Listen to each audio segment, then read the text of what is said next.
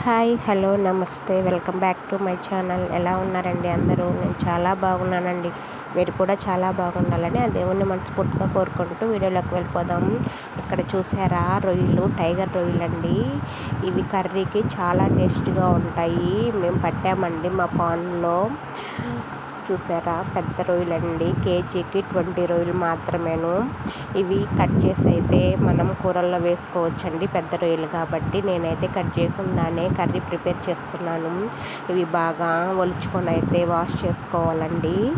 కొంచెం ఉప్పు, కొంచెం పసుపొడి వేసుకొని అయితే ఒక 1/2 అవర్ పక్కన పెట్టేసుకోవాలి.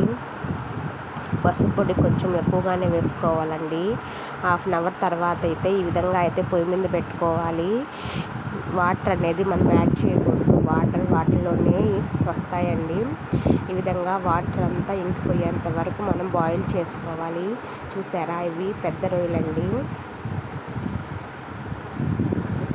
ఈ విధంగా బాయిల్ అయిన తర్వాత చూసారా, ఈ విధంగా అయితే ప్రిపేర్ చేసుకోవాలి. మనం నెక్స్ట్ అయితే కర్రీ ప్రిపేర్ చేసుకుందాం.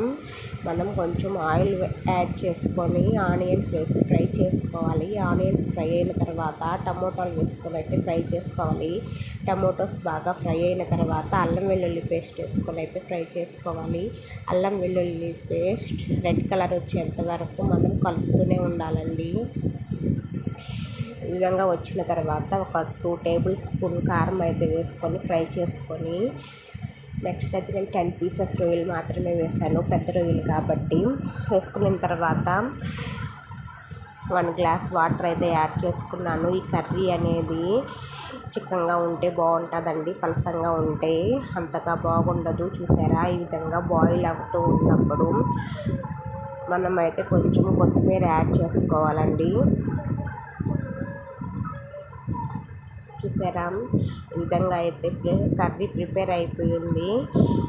చాలా టేస్టీగా ఉంటుందండి టైగర్ రొయ్యలతో కర్రీ. ఈ వీడియో కనుక మీకు నచ్చితే ప్లీజ్ లైక్, షేర్, సబ్స్క్రైబ్.